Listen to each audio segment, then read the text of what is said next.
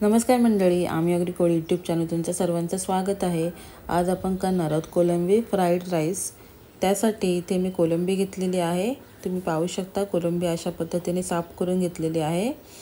कोलंबीमध्ये आता थोडं मीठ टाकून घेऊया, आलं लसूण मिरचीची पेस्ट टाकून घेऊया आणि 1 चमच सोया सॉस, 1 चमच रेड चिल्ली सॉस टाकून सर्व मिश्रण एकत्र करून घेऊया आणि 15 मिनिटं मॅरिनेटसाठी मिश्रण ठेवून देऊया।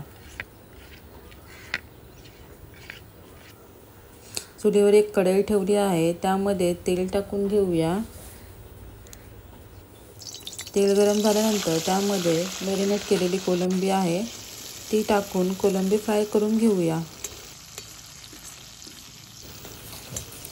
कोलंबी फ्राय करत असताना सर्व बाजूने चांगलं परतून घ्यायचं आहे, जेणेकरून कोलंबी मस्त अशी कुरकुरीत होऊन जाईल।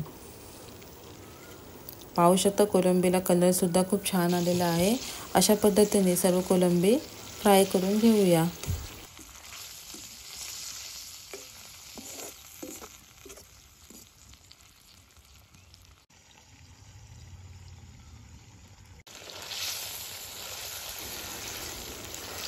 अशा प्रकारे सर्व कोलंबी फ्राय करून झालेली आहे।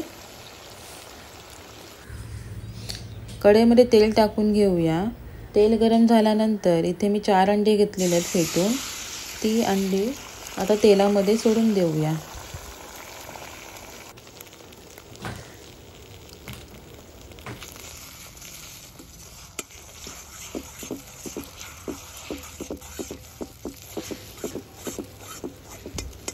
अशा प्रकारे अंडा फ्राय करून घेतलेला आहे। त्यामध्ये थोडं चवीनुसार मीठ टाकून घेऊया आणि तयार अंडा आहे ते एका प्लेटमध्ये काढून घेऊया।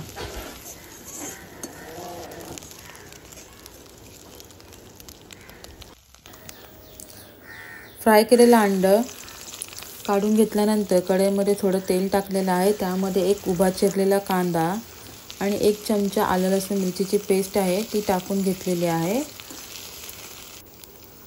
त्यानंतर 1 शिमला मिरची चिरून घेतलेली आहे, थोडी कोबी। सर्व मिश्रण एकत्र करून घेऊया आणि 2 मिनिटं शिजवून घेऊया।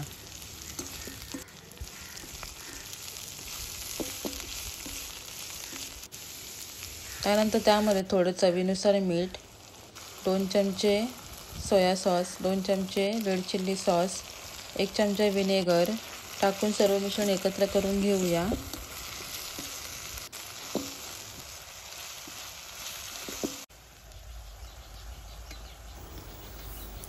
शिजवलेला भात आहे तो या मिश्रणामध्ये टाकून घेऊया। इथे मी बासमती तांदळाचा वापर केलेला आहे।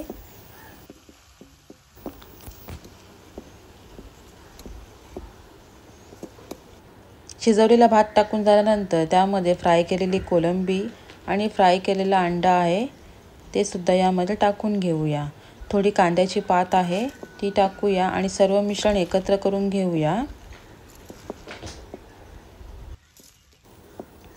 पाहू शकता एकदम सुटसुटीत असा भात तयार झालेला आहे।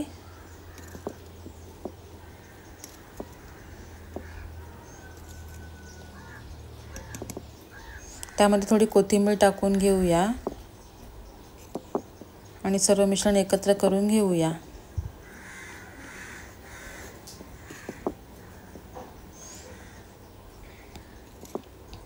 तयार आहे आपला कोलंबी फ्राईड राईस। रेसिपी आवडल्यास लाईक करा, शेअर करा आणि चॅनलवर नवीन असणार तर सबस्क्राईब करायला विसरू नका। थँक्यू।